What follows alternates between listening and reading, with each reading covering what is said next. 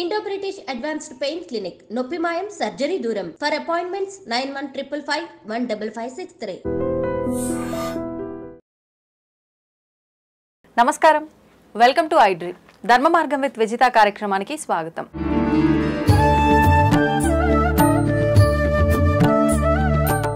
నమస్కారం స్వామీజీ. నమస్తే తల్లి.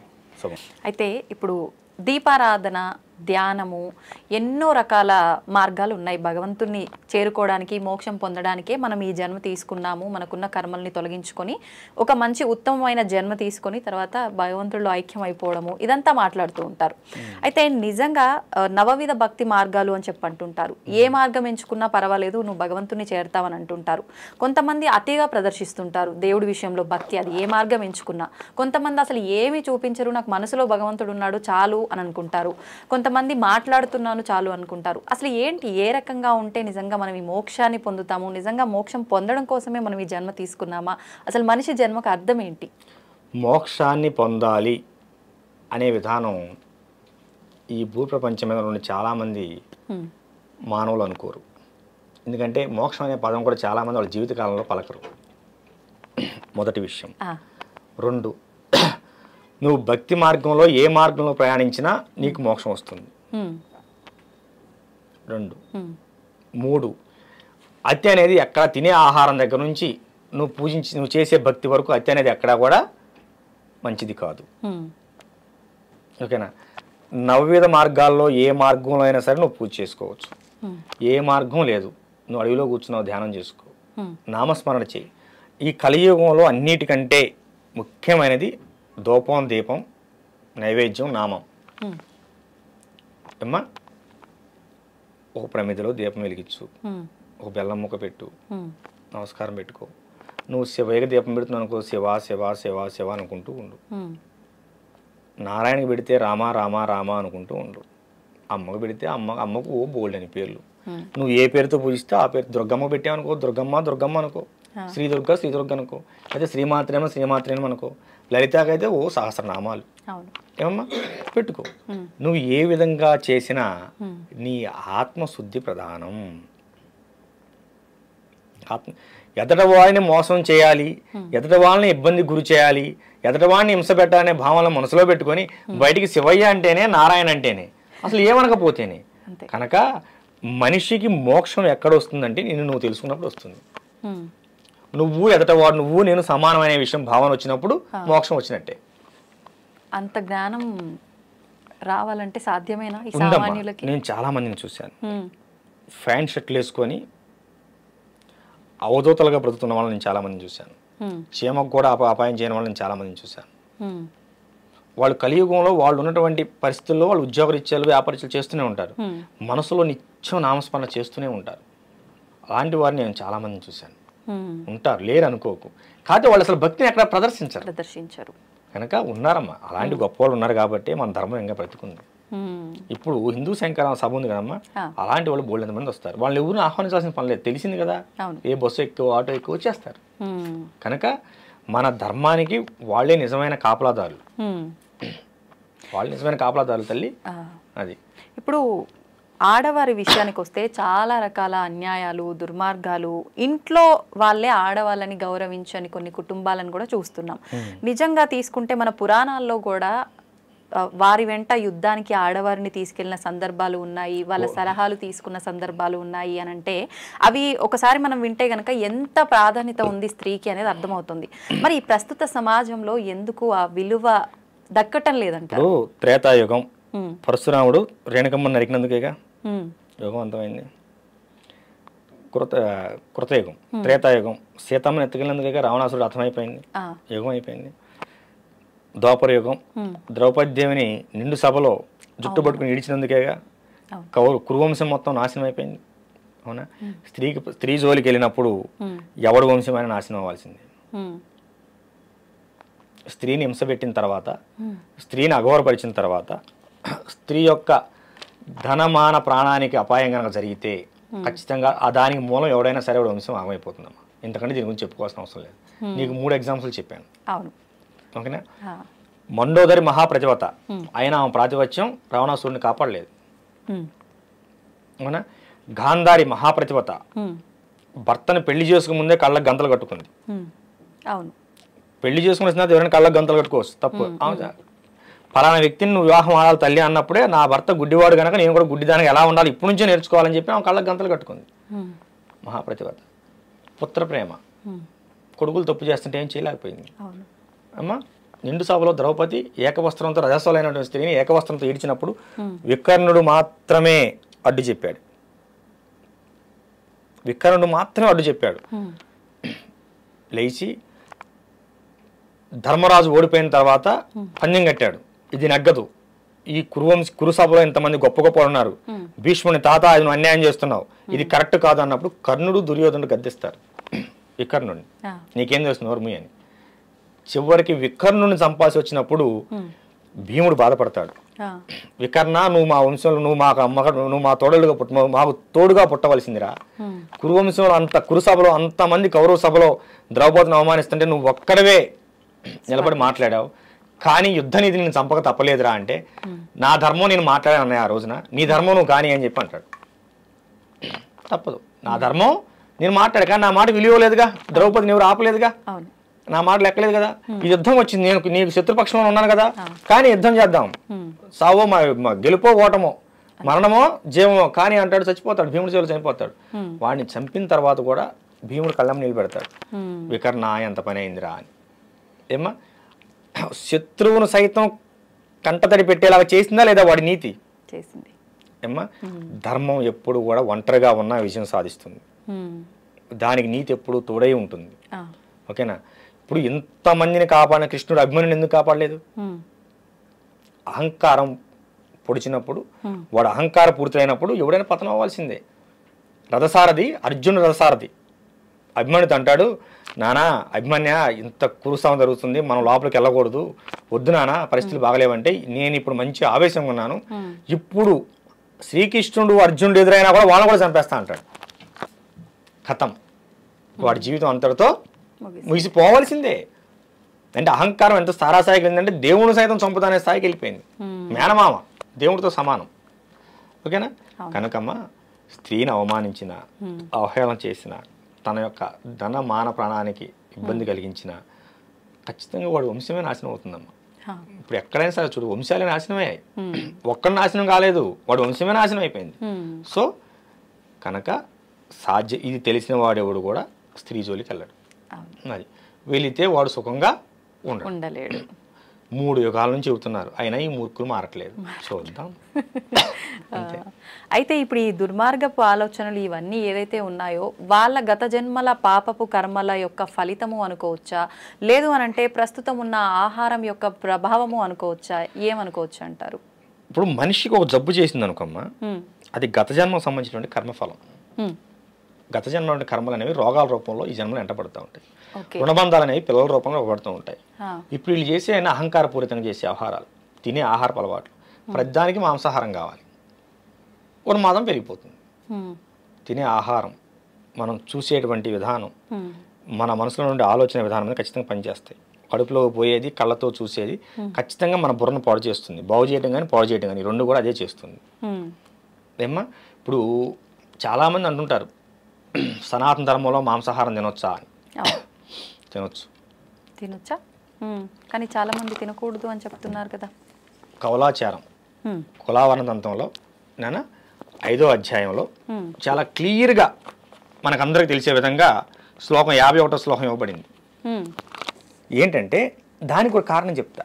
ఒక పశువుని ఏదైనా సరే నువ్వు వధించాలనుకున్నప్పుడు, వధించాల్సిన అవసరం ఏర్పడినప్పుడు, అది నీ ఆహారంగా కావచ్చు, భగవత్ మరో దానికి కావచ్చినప్పుడు శివుడికి అంటే నువ్వు ఇష్టదైవానికి నివేదన చేస్తూ ఈ పశు జన్మ నుంచి నీకు ముక్తిని కలిగిస్తున్నాను, నీ యొక్క ఆత్మ ప్రశాంతంగా ఉండుగాక అంటే మంత్రం చెబితే అందరికి అర్థం కాదు కదమ్మా, ఆ విధానం చెప్తున్నాను, ఉండుగాక అని చెప్పి మనం తలుచుకొని దాన్ని బలి పశువుగా పూజ చేసి బలి చేయాలి. దాన్ని 10 మందికి మనం పలహారంగా ప్రసాదంగా పెట్టవచ్చు, ఆహారంగా తీసుకోవచ్చు. ముస్లిమ్స్ కూడా చేసేటువంటి అలాల్ అనే పద్ధతి అదే. వాళ్ళు మక్కా వైపు తిప్పి అలాల్ చేస్తారు. ఆ విధానం మనకు పూర్వీకులు ఎప్పటి నుంచో ఉంది. మనం ఉన్నదాని లేదు అనకూడదు. నేను ప్రామాణికం కూడా చూపించాను మీకు. ఏమా కులావరణ తంత్రం అది కౌలాచారానికి సంబంధించింది. కాకపోతే విచ్చలవిడితనం లేదు. కానీ మన దగ్గర మనం ఆచరించేది కవలాచారమా కాదనుకుంటాను కదా. ఎక్కడైనా నువ్వు మాంసాన్ని వినియోగించాలంటే ఆచారం చేయాల్సిందే, ఆచారంలోకి వెళ్ళవలసిందే. ఇప్పుడు మాంసం కావాలంటే జంతువును వధించాల్సిందే కమ్మా. అంతే. మనం పాలకూర పప్పు చేసుకుని మాంసం కావాలంటే అవుతుందా? లేదు, కాదు కదా. మనం దక్షిణాచారంలో ఉండి వామాచారాన్ని అవలంబించాలంటే కుదరదు, వామాచారంలోకి వెళ్ళాల్సిందే దాంట్లో చేయాలంటే.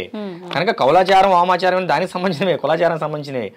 మనకి ప్రతి గ్రామానికి ఊరు బయట ముత్యాలం ఉంటుంది, ఊళ్ళో బొడ్రాయి ఉంటుంది. బొడ్రాయి ప్రతిష్టప్పుడు దున్నపోతుని బలిస్తారు, అందరు తెలిసిందే, బహిరంగానే ఇస్తారు. మరి అప్పుడు వీళ్ళందరూ ఏమైపోయారు పండితులందరూ. కానీ ఇప్పుడు అంటున్నారు కదా అవి కూడా తప్పు. ఇక్కడే వస్తుంది నాన్న, మన ధర్మం ఇక్కడే భ్రష్టపడుతుంది. నువ్వు గతాన్ని మర్చిపోవద్దు. గతంలో మనకంటే గొప్ప వాళ్ళు ఉన్నారు, నువ్వు గొప్పవాళ్ళని భావించు. నువ్వు గొప్పవాళ్ళైతే కావచ్చు, కానీ మన పూర్వీకులు ఎందుకు అవమానిస్తావు? మన పూర్వీకులు గొప్పవాళ్ళు కాదా? కొన్ని వేల సంవత్సరాలకు ఎందుకున్నది ఈ ఆచారం? మీరు పెట్టింది కాదే, నేను పెట్టింది కాదే. ఈ మాంసాహారం అనే ఆచారం కొన్ని వేల సంవత్సరాలుగా లేకపోతే, కొన్ని యుగాలుగా లేకపోతే అసలు మేకను నువ్వు ఇంట్లో పెంచవలసిన అవసరం ఎందుకు వచ్చింది? చెప్పు నాన్న. దాన్ని పెంచడం వల్ల నీకు వచ్చిన ఉపయోగం ఏంటి? ఆడుతూ పాడుతూ పెంచుకునేది ఆవు కాదే. మన ఇంట్లో మన ఆచారం సనాతన ధర్మం ప్రకారం అది గోవు కాదే.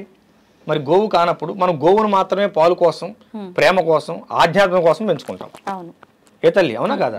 ఎందుకంటే మనం ఉదయం లేవగానే గోవుని చుట్టాన్ని ఆనందపడతాం, సర్వదేవతను చూసినట్టు సంతోషపడతాం, గోవుని తాగి పులకరిస్తాం. నువ్వు మేకను తాగి పులకరించవే, గొర్రెను తాగి పులకరించలేవే. మరి నీ ఇంట్లో కోడి ఎందుకు? అడవిలో కోడి తిరుగుతున్నాయి కదా, నువ్వు ఇంట్లో కోడి ఎందుకు పెంచుతున్నావు? నువ్వు పెంచలా, నీ పూర్వీకులు పెంచారు. ఏనా? వాస్తవాలు మాట్లాడుకుందాం. వాస్తవాలు ఎప్పుడు కఠినంగా ఉంటాయి. జ్వరం తగ్గించే టాబ్లెట్ ఎప్పుడు చేదుగా ఉంటుంది. నువ్వు తినటాన్ని నువ్వు ఆధ్యాత్మికం నేర్పు, ఆహారాన్ని గురించి చెప్పు మాకు. ఆధ్యాత్మికం మాత్రమే చెప్పు. ఒక ఆధ్యాత్మికంలోకి వచ్చినప్పుడు వాడు ఎలా ఉండాలని వాడే మారుకుంటూ వస్తాడు. ఒక స్థాయికి వెళ్ళిన తర్వాత మాంసాహారం తినకూడదు అనే విషయం వాడికి తెలిసినప్పుడు వాడే మానుతాడు. నువ్వు ఆహార అలవాట్ల గురించి చెప్పకు. ఎప్పుడైతే నువ్వు వాడి వ్యక్తిగత జీవితంలో చొరపడతావో వాడి ఆహార అలవాట్లకు సరితూగేటువంటి వేరే మతాన్ని ఎత్తుకుంటాడు. అవునా కదా తల్లి? ఇప్పుడు మన పూర్వం, ఇప్పుడు గ్రామానికి ఊరు బయట, మా జుజ్జూరు గ్రామంలో ఊరు బయట ముత్యాలం తల్లి ఉన్నది. ఆమెను 1819వ సంవత్సరంలో పునఃప్రతిష్ఠ చేసినట్టు ఉన్నది. అంటే ఇప్పుడు 200 సంవత్సరాలు దాటిపోయింది. పునఃప్రతిష్ఠ చేసినట్టు, అంతకుముందు ప్రతిష్ఠ చేసి ఎన్నాళ్ళు అవుతుంది మనకు తెలియదు కదా. పునఃప్రతిష్ఠ చేసినట్టు ఉంది. మరి ఆమె దగ్గర ఎప్పటి నుంచో సాధనలు జరుగుతున్నాయి కదా, కొన్ని వందల వేల సంవత్సరాల నుంచి. అప్పుడు నువ్వు పుట్టావా, నేను పుట్టానా, ఈ చెప్పిన వాళ్ళు పుట్టారా? కానీ అప్పుడు వేదం పుట్టే ఉందిగా, ఉపనిషత్తులు ఉన్నాయిగా, ఏమ్మా అన్నీ ఉన్నాయి కదా, మన పురాణాలు ఉన్నాయిగా. మరి అప్పుడు వాళ్ళకి తెలీదా? కనుక ఎదుట వాళ్ళ ఆహారం మీద నువ్వు ప్రవచనాలు ఇవ్వకు. గరికపాటి వారు, చాగంటి కోటేశ్వర గారు లాంటి మహానుభావులే ప్రవచనకర్తలు, వాళ్లే ఒప్పుకున్నారు మాంసాహారం నిషిద్ధం కాదు నాన్న, విచ్చలవిడిగా తీసుకోకు. మాంసాహారం తీసుకున్న రోజు దేవాలయానికి వెళ్ళకూడదా నిజంగానే? అలా మరి ఒక జీవిని చంపి నువ్వు తిన్న తర్వాత నీ శరీరం మైలైనట్టేగా. మరి అమ్మవారికే నివేదన చేస్తుంటారు కదా, నువ్వు నివేదన చేసుకుని బయటకు వచ్చావుగా. నివేదన చేసే ముందు అక్కడ నువ్వు మాంసాహారం తీసుకుని వెళ్ళలేదు కదా. ముందు అక్కడికి వెళ్ళి ఈ బలి పశువుని పూజ చేసి బలి ఇచ్చిన తర్వాత అక్కడ నువ్వు బయటకు వచ్చేస్తావుగా. ఏమ్మా అయిపోయింది అంతటితో. కానీ ఇప్పుడు ఏమైందంటే తినే తిండిలో మాంసం, తాగే దాంట్లో మాంసం, ఈ ఫ్రైడ్ రైస్లని, నూడిల్స్లని, సర్వం కోడిగుడ్లని, అవన్నీ అంతా మాంసాహారం నిషేధం కాదు. కానమ్మా మన శాస్త్రం ప్రకారం విచ్చలవిడితనం లేదు. కావాలంటే మీ పూర్వీకులు ఎవరైనా పెద్దవాళ్ళు ఉంటాడు, ఇంటికి కొత్తలుడు వస్తే ఏదన్నా ఒక కోడి లాంటి దాన్ని దేని చేసి పెట్టేవాళ్ళు, ఏదైనా పండుగ వస్తే చేసి పెట్టేవాళ్ళు. అంతేగాని ఇట్లా వారం అసలు ఆదివారం తినడం అసలు లేదు మనకి. ఆదివారం కల్చర్ అనేది బ్రిటిష్ వాళ్ళు వచ్చిన తర్వాత వచ్చింది మన కల్చర్. ఆదివారం కల్చర్ అసలు మనకు లేదు. మన ఇంటికి ఏదైనా పండగ అయితే లేదా మన ఇంటికి ఎవరైనా బంధువులు వస్తే అప్పుడు మాత్రమే మాంసాహారం ఉండేది. మన దొడ్లో చిక్కుడుకాయ ఉండేది, వంకాయ ఉండేది, బెండకాయ ఉండేది, బీరకాయ ఉండేది, అన్నీ ఉండేవి. వాళ్ళు వచ్చారు గనక ఇంట్లో, అది కూడా ఇంట్లో పెరిగిన దాన్నే పెట్టేవాళ్ళు, ఇంట్లో పెరిగిన కోడినే వాళ్ళకి చేసి పెట్టేవాళ్ళు. ఇప్పుడంతా హైటెక్ యుగం, హైటెక్ ఫుడ్లు. మరీ దారుణం ఏంటన్నా, 10 సంవత్సరాల పాప పెద్ద మనిషి అవుతుంది. దేని వలన? ఈ బాయిలర్ కోళ్ళ వలన, బాయిలర్ చికెన్ వలన. అదే నాటుకోడి పెట్టు కాదుగా. ఈ పిల్లలు కూడా అవే తింటారు, అవే కావాలి, పలావులు, బిర్యానీ. కనుకమ్మా మాంసాహారం నిషేధం కాదు, అలా అని విచ్చలవిడితనం లేదు. ఖచ్చితంగా ఉగాది ఉన్నది, ఉదయాన్ని పంచాంగం చూసుకొని వచ్చి సాయంత్రం పొలం మొదలు పెట్టుకుని వచ్చి అదే రోజు సాయంత్రం ఈ జంతు బలి చేసుకుంటారు, గ్రామ దేవతలు జంతు బలి చేసుకుంటారు. పల్లెటూరులో ఉన్నది ఉగాది రోజు చేస్తారు. మా వంశపారంపర్యం మా కులదేవత అంకమ్మ తల్లి, ఆమె ఉగాది రోజు ఖచ్చితంగా బలి ఉంటుంది. మాకు 5-6 తరాల పైనుంచి ఉన్నది. మా అమ్మవారు సొంతంగా మా నాన్నగారు ఉమ్మడిగా ఉన్న దేవస్థానాన్ని తీసేసి మా కోసం విడిగా దేవస్థానం నిర్మాణం చేశారు. నేను ఒక పీఠాధిపతిని అయిన తర్వాత నేనే ఆపలేకపోయాను ఉగాది బలిని. మా అమ్మగారు మా నాన్నగారు ఆ మాట తీసుకున్నారు. నాకు మా నాన్నగారికి జ్ఞాపకం వచ్చినప్పుడు 5-6 తరాలు. ఇప్పుడు మీరు 7-8 తరాలుగా మనకు అమ్మవారు ఉన్నది నాన్న. నువ్వు ఇలా పీఠాధిపతి అయ్యావు అయినంత మాత్రాన నువ్వు మన వంశం పరంగా వస్తున్న ఆచారాన్ని ఆఫ్ చేస్తే ఒప్పుకోను. మిగతా 360 రోజులు నీవి, 65 రోజులు నీవి. ఉగాది మాత్రం అమ్మవారిది. ఆ రోజు అమ్మవారికి వదిలేయాలి నువ్వు. ఆ రోజు అమ్మవారికి జాతర జరగాల్సిందని చెప్పి మా నాన్నగారు నా దగ్గర మాట తీసుకున్నారు. ఎన్ని తరాల నుంచి వస్తుంది. ఇగో ఇలాంటి వాటిని అడ్డగోలు ప్రసంగాలు చేసి ఆపటం వల్లనే ఇవన్నీ ఇబ్బందులు వస్తున్నాయి. సరే ఆఫ్ చేయనా, ఏ మాంసాహారం వద్దు. తోటకూర కట్ట కోసం కొట్టుకుంటారు, కొత్తిమీర కట్ట కోసం కొట్టుకుంటారు. అవునా? కేజీ టమాటాలు 50 రూపాయలు అయితేనే తినగలిగే వాళ్ళు లేరు. ఇప్పుడు మాకు 30% ఉన్నారమ్మా మొత్తం మీద. 20 to 30% ఉన్నారు వెజిటేబుల్స్. 100% అయ్యారనుకుందాం. ఓకేనా? నువ్వు ఇంటర్వ్యూ ఆఫ్ చేసి తోటకూర ఎక్కడ అమ్ముతున్నారో ఎత్తుకోవాల్సి వస్తుంది. ఇంకా నీకు దొరకదు. మాటలు చెప్పడం వేరు నాన్న. మనం వాస్తవికత జీవితంలో జీవిద్దాం. మనం వాస్తవికతంగా జీవిద్దాం. నేను ఫైనల్గా చెప్పేది ఏంటంటే మాంసాహారం నిషేధం కాదు, కానీ విచ్చలవిడితనం లేదు. మీకు తెలియకపోతే ఈ కులవర్ణ తంత్రాన్ని ఒకసారి చూడండి. దాంట్లో ప్రత్యేకించి ఒక పశువును బలిచ్చే ముందు ఏ మంత్రం చదవాలో కూడా మంత్రం కూడా ఉన్నది. ఆ మంత్రం అనేది నువ్వు పక్కన బయట ప్రపంచంలో తీసుకొచ్చి 10 మందికి నేర్పితే మనోళ్ళు ఇంకో చోటకి వెళ్ళి అలాగే మాంసం తినాల్సిన అవసరం ఉండదు. మనం చెప్పం, వాడిని చేయనీయం. ఇప్పుడు వాడి వృత్తి వాడు చేసుకుని బ్రతుకుతుంటే వాడిని వద్దంటాం. నువ్వేం ఆ వృత్తిలో ఎలా నడవాలో నువ్వు నేర్పవు. ఏమ్మా, రేపు సంక్రాంతి తర్వాత ఈ మంత్రాన్ని ఒక 10 మందికి నేర్పుదాం అనుకుంటున్నాను. ఈ మాంసాహారం జంతు బలి మంత్రాన్ని బాబు హలాల్ మంత్రం ముస్లింస్కే కాదు హిందువులకు కూడా ఉన్నది. బలి మంత్రం అని చెప్పి ఒక 10 మందికి నేర్పితే ఈ 10 మంది వెళ్ళి ఇంకో 10 మందికి నేర్పుతారు. మరి ఇప్పుడు పనిలో పని చెప్పేస్తే లేదు నాన్న, గురువు గారు అనుమతి లేదు. అవునా? సరే గురువు గారిని అడిగి చెబుదామని ఆగాను. ఒకవేళ మీరు గురువు గారు అనుమతి ఉన్నా ఇలా వీడియో రూపంలో అందరికి చెప్పొచ్చు. అవకాశం ఉంటే మళ్ళీ మీ ఛానల్లోనే చెబుతాను విషయాన్ని అంతా. ఓకేనా? అది ఖచ్చితంగా చెప్పాలి నాన్న. ఇప్పుడు కటిక వాళ్ళ ఒక తెగ ఉన్నది, మన హిందూ ధర్మంలో కటిక తెగ ఒకటి ఉన్నది. అవునండి. వాళ్ళే మాంసాహారం చేస్తారు. వాళ్ళు గాని రజకులు గాని చేయొచ్చు. అసలు వాళ్ళిద్దరికి తప్పు లేదు. రజక వర్ణానికి కానీ కటిక వర్ణానికి కానీ తప్పు లేదు. అసలు ఆ వర్ణం వాళ్ళే లేరు ఇప్పుడు. ఏమైపోయారంటారు? వర్ణాలన్నీ మాయమైపోయినాయమ్మా. మనమే మాయం చేసుకుంటున్నాం. నువ్వు వెళ్ళి ఎక్కడో తెచ్చుకుంటున్నావు, వీడి కొట్లో కొనవు, వీడి ఎండలో ఎగలు తోలుకుంటాడు, వీడికి భార్యాపిల్లలు ఉంటాడు కదా, వీడు వాడి కింద కూలికి వెళ్తున్నాడు. మన ధర్మాన్ని మనం బతికించే ప్రయత్నం చేయాలి. అవును. ఈ తిండి మీద బట్టల మీద పక్కన పెట్టు. మన ధర్మంలో ఎవడన్నా వెనకబడిపోతున్నాడంటే ఒక వర్ణం వాళ్ళు ఎందుకు వెనకబడిపోతున్నారు దాని మీద దృష్టి పెట్టండి. దేవాలయ మాన్యాలు మొత్తం అమ్ముకున్నారు. ఇవాళ వచ్చి సేవ చేయమంటే ఎవడో ఎలా చేస్తాడు? ఇప్పుడు మా నాన్నగారు అమ్ముకున్నారమ్మా. మా దేవాలయం భూమి ఉందనుకుందాం, మాన్యం 4 ఎకరాలు మా నాన్నగారు అమ్ముకున్నారు. నన్ను వచ్చి దేవాలయం సేకరించమని ఎందుకు చేస్తాను? నాకు హక్కు లేనప్పుడు బాధ్యత లేదు కదా. అదే కదా. నేను నా హక్కును కోల్పోయాను. నాకున్న దేవాలయం సంబంధించిన ఆస్తి హక్కు నేను కోల్పోయినప్పుడు నాకు దేవాలయం బాధ్యత ఎందుకు ఉంటుంది? ఇది రాజకీయ కోణంలో జరిగిన కుట్రమా. రేపు హైందవ శంకరంలో అదే చేస్తున్నాం. ఖచ్చితంగా మన దేవాలయ ఆస్తులను మనం తిరిగి వస్తే మళ్ళీ మన దేవాలయాన్ని కలకలాడుతుంది. 1,00,000 ఎకరాలు పైన ఈ 2 తెలుగు రాష్ట్రాల్లో 1,00,000 ఎకరాల పైన అన్యాక్రాంతం అయిపోయింది మన దేవాలయ భూములు. లెక్క ప్రకారం 1,40,000 చిల్లరమ్మ. 1,40,000 ఎకరాలు అన్యాక్రాంతం అయిపోయింది. అది తల్లి. అయితే ఇప్పుడు భగవంతుడు ఒక్కరే అంటారు కదా. అవును. కానీ శివుడిగా, కృష్ణుడిగా, రాముడిగా రకరకాల రూపాలతో రకరకాల పేర్లతో ఆరాధిస్తూ ఉంటాం. ఎవరికి నచ్చిన రూపంలో వాళ్ళు.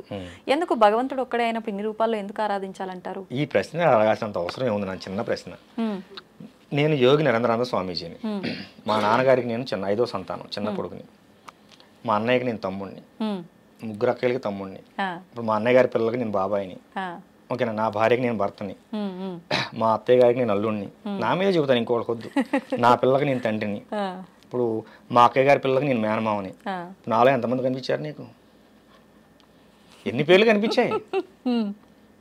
ఒక సామాన్యమైన నాకే ఇన్ని బంధాలు, ఇన్ని పేర్లు ఉన్నప్పుడు భగవంతుడు ఉంటే తప్పేంటి?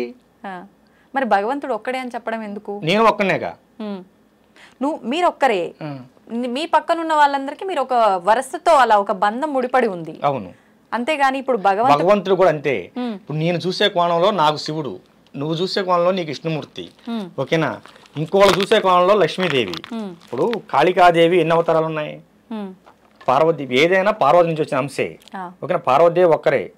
సొమ్ముని సంపాదించినప్పుడు దుర్గగా వచ్చింది, రక్తబీజం సంపాదించినప్పుడు కాళిగా వచ్చింది, ఏమ్మా పరివారాన్ని కాపాడగా వచ్చినప్పుడు వారాహిగా వచ్చింది, శాంతమూర్తిగా ఉన్నప్పుడు లలితగా వచ్చింది.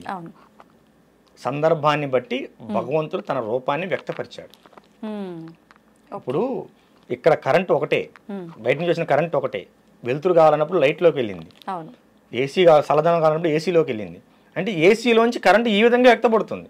అంటే మనం ఏ విధంగా కావాలనుకుంటే భగవంతుడు ఆ రూపంలో దర్శనమిస్తున్నాడు. అదే మన ధర్మం యొక్క గొప్పతనం. నేను ఈ పేరుతోనే ఉంటాను, నన్ను ఇలాగే ఆదరించాలి, నన్ను ఇలాగే కొలవాలి, ఈ పేరుతో కొలవకపోతే మిమ్మల్ని చంపేస్తాను, అది ఈ పేరుతో కొలవాలని చంపేయండి అని మన ధర్మంలో ఎక్కడా లేదు.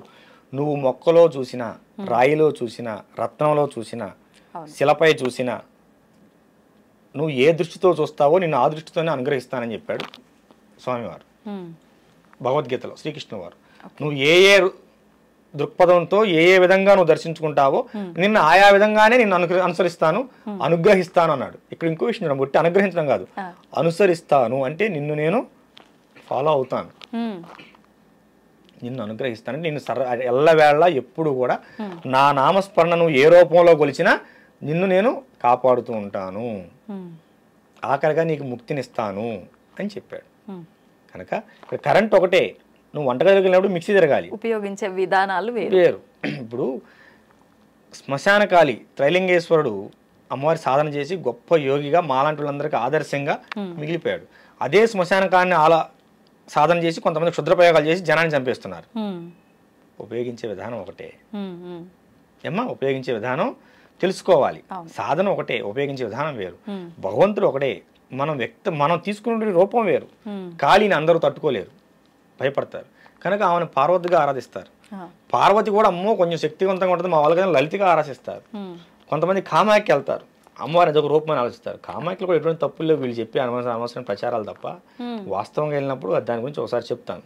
ఓకేనమ్మా, అలా ఉంటుంది, ఇలా ఉంటుంది, అవి పెడతారు, ఇవి పెడతారు, ఏమీ పెట్టరు, అంతా వైదికమే, అంతా వైదికమే.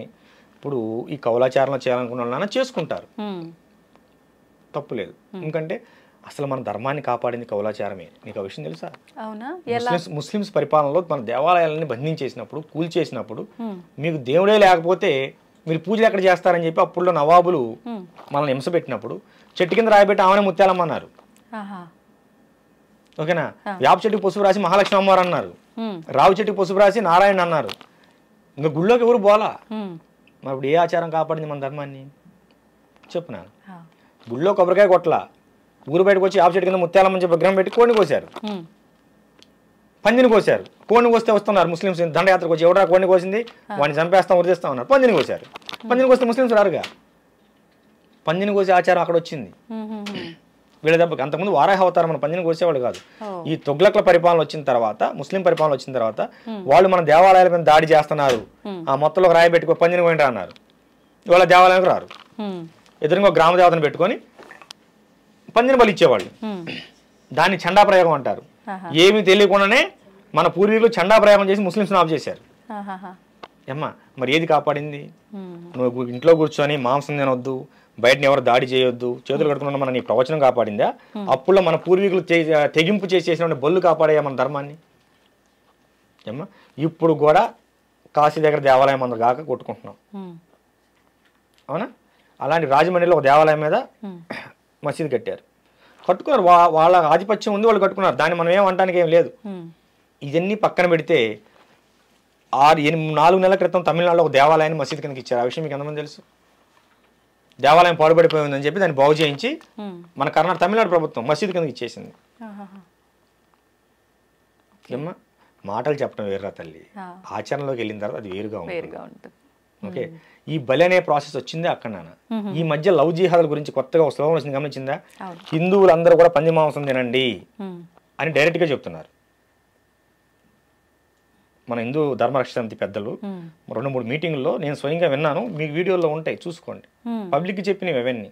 ఈ లవ్ జిహాద్ని తట్టుకోవాలంటే ఆడపిల్లలకి పంది మాంసం తినడం అలవాటు చేయండి అని చెబుతున్నారు. వీళ్ళు ఇప్పుడు అలవాటు చేసేది ఏంటి? మన పూర్వీకులు ఎప్పుడో చేశారు. దేవాలయాలు కాపాడుకోవడానికి పందులు కోసారు, పందులను బలిచ్చారు. ప్రతి దానికి బలమైన కారణం ఉందమ్మా. మాటలు వేరు, వాస్తవికతలోకి వెళ్దాం. ఓకేనా?